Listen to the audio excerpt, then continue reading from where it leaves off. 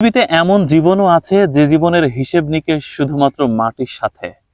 আধুনিক সভ্যতার কর্পোরেট পুরুষের মেদবহুল শরীর আর হৃৎপিণ্ডের পাশে কস থেটা সাইন থেটার মতো জটিল সমীকরণ তাদের নেই, কিংবা মেকআপের আস্তরণে প্রকৃত বর্ণটা লুকিয়ে বিলবোর্ডে হাস্যোজ্জ্বল ছবির দিকে তারা আপ্লুত হয়ে তাকিয়েও থাকে না। তারা শুধুমাত্র তাদের ফসলের দিকে চেয়ে থাকে, মাসের পর মাস, বছরের পর বছর।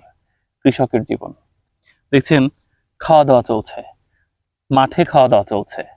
এখন অনেক বাজে, তবুও সময় জ্ঞানের তোয়াক্কা কে করে? কাজ করতে করতে সময় গড়িয়ে গেছে, খাওয়ার কথা মনেই নেই। কে রাষ্ট্রপতি, কে প্রধানমন্ত্রী, পৃথিবীতে 232টি দেশের কি ঘটছে না ঘটছে, ইরান ইসরায়েলের যুদ্ধের কি খবর, কোনো প্রয়োজন নেই। প্রয়োজন শুধুমাত্র মাটির সাথে। মাটিকে ভালোবাসেন, মাটি ভালোবাসার প্রতিদান দেয়। নিজের রক্ত ঘাম চুইয়ে পড়ে মাটির বুকে। মাটি ক্ষুধার্ত বুভুক্ষের মতো চুষে নেয় কৃষকের ঘাম। এভাবেই চলে একটার পর এক জীবন নামক উপন্যাসের গল্প। অসাধারণ। পৃথিবীতে কি ঘটছে না ঘটছে ওটা দেখার বিষয় আমাদের নাই।